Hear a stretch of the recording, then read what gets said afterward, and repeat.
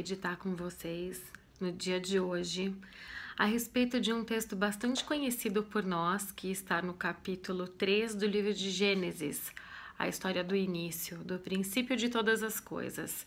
E é um texto muito rico, que a gente pode ler e reler a vida inteira, sempre vai acrescentar coisas a respeito da vontade de Deus para a nossa vida. E o texto falando a respeito da queda do homem, no momento em que a serpente tenta Eva a comer o fruto da árvore do conhecimento do bem e do mal. Esse texto diz assim: mas a serpente, mais sagaz do que todos os animais selváticos que o Senhor Deus tinha feito, disse à mulher: é assim que Deus diz: não comereis de toda a árvore do jardim? E respondeu-lhe a mulher: do fruto das árvores do jardim podemos comer, mas do fruto da árvore que está no meio do jardim, Deus diz: deste não comereis e nem tocareis, para que não morrais. Então a serpente disse à mulher: é certo que não morrereis, porque Deus sabe que no dia em que vocês comerem desse fruto, vocês abrirão os seus olhos e serão como Deus. Sereis conhecedores do bem e do mal. Vendo a mulher que a árvore era boa para se comer e agradável aos olhos, desejável para dar entendimento, tomou-lhe do fruto e comeu também, deu ao seu marido e ele comeu. Abriram-se então os olhos de ambos e perceberam que estavam nus. Costuraram folhas de figueira e fizeram cintas para si. Esse texto é um texto absolutamente profundo a respeito da vontade de Deus, de uma das primeiras ordens que Deus deu ao homem no seio da criação, no momento da criação. E Deus fala claramente a sua instrução e a sua vontade para Adão e para Eva. Deus colocou eles num lugar maravilhoso onde eles podiam acessar todas as coisas, cuidar de todas as coisas, dominar todas as coisas, podiam se alimentar de todas as árvores, exceto de uma árvore que estava no centro daquele lugar e aonde Deus fala: não comam. Deus deixa muito claro a sua ordem: não comam, porque o dia que vocês fizerem isso, certamente vocês vão morrer. Deus deixou bastante claro para eles naquele momento. E Satanás, o inimigo de nossas almas desde o princípio, uma das coisas que ele tenta fazer é deturpar a ideia da palavra de Deus, é tornar a ideia do não de Deus interessante de certa forma, é tornar o não de Deus uma coisa que não é bem assim.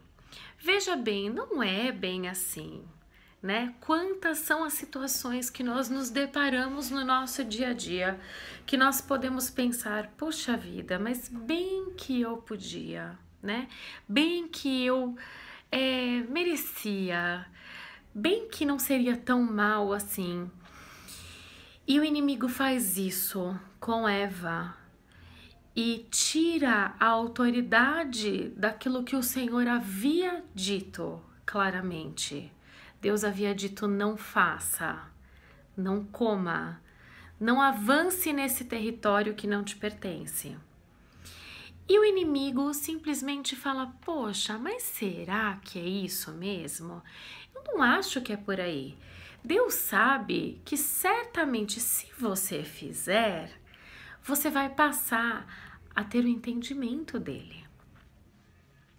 Então, quão astutas são as circunstâncias que cercam a gente todos os dias. Quantas propostas nós recebemos todos os dias que tem sempre que esbarrar na vontade de Deus, boa, perfeita e agradável para as nossas vidas. Quantas vezes a situação, as pessoas, o cenário tenta trazer para os nossos olhos uma coisa atraente, uma coisa aparentemente boa, que tem similaridade com uma coisa boa, com aquilo que vem de Deus. Mas, na verdade, é uma situação que Deus não se agrada, que certamente o Senhor já disse não pra gente. Porque essa é a verdade, meus queridos. Deus, ele deixa muito clara pra gente a vontade dele. Deus não nos coloca num território desconhecido que a gente simplesmente fica perdido e não sabe o que fazer, pensando realmente, puxa, será que isso agrada ou que isso não agrada a Deus? Deus, através da sua palavra, da sua direção clara na história da Bíblia, nos mostra transparentemente o que nós devemos e o que nós não devemos fazer. Quais são as práticas que agradam a Deus e as coisas que não agradam a Deus. E não somente agradam a Deus, mas coisas que trazem más consequências para a nossa vida. Porque Deus se preocupa com isso. Se preocupa com as consequências dos nossos atos. E é uma preocupação pertinente que nós devemos ter também. E é interessante entender que Deus nos mostra claramente o que devemos ou não fazer. Deus nos dá mandamentos, Deus nos dá um caminho absolutamente claro. Deus não brinca de esconde-esconde com a gente e muito menos de adivinhação. Ele nos mostra claramente quais são as nossas opções no caminho de Deus, de acordo com a vontade dele. E quando a gente se depara com uma situação, a gente precisa apenas assumir um outro fato importante que Deus coloca na nossa vida, que é o livre-arbítrio. Deus não faz de nós marionetes. Deus coloca a luz a respeito das coisas, Deus mostra a sua vontade perfeita para a nossa vida, mas Deus nos dá a liberdade de escolher. Deus simplesmente poderia não ter colocado aquela árvore no meio do jardim. Deus podia simplesmente não ter falado que aquela lá eles não poderiam comer. Mas Deus deixou tudo muito claro. E Eva exerceu ali, pela primeira vez na história, o livre-arbítrio do ser humano. E ela decidiu. Nós não podemos dizer que Eva foi enganada pela serpente, porque a primeira e a última palavra são de Deus. Deus já havia dito não. Deus já havia dito que aquilo não era bom, não era permitido. Então Eva se deixou levar por um vento que despertou dentro do coração dela a própria tentação de conhecer e avançar em um lugar que ela sabia que não deveria. Quantas vezes nós nos deparamos com situações que nós sabemos claramente aquilo que Deus quer e o que Deus não quer na nossa vida? E nós temos a responsabilidade de agir sabiamente, de acordo com o livre-arbítrio que Deus nos deu.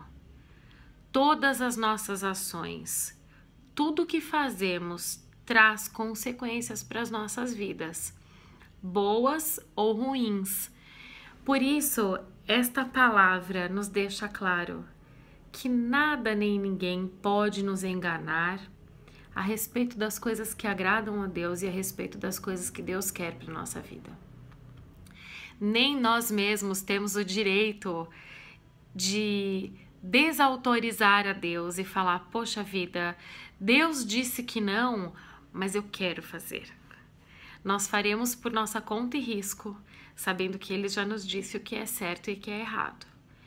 Então que nós tenhamos força, sabedoria vinda de Deus para dizer não àquilo que Deus já nos disse não. Que nós tenhamos força, poder do Espírito Santo para resistir àquilo que não vem de Deus para a nossa vida, aquilo que vai certamente nos levar para a destruição, nos levar para um caminho que entristece a Deus e para um caminho de escuridão e de dor. Que Deus te abençoe, que essa palavra acompanhe seu coração, te ajude nas suas decisões e que oriente o teu coração durante essa semana. Um grande abraço.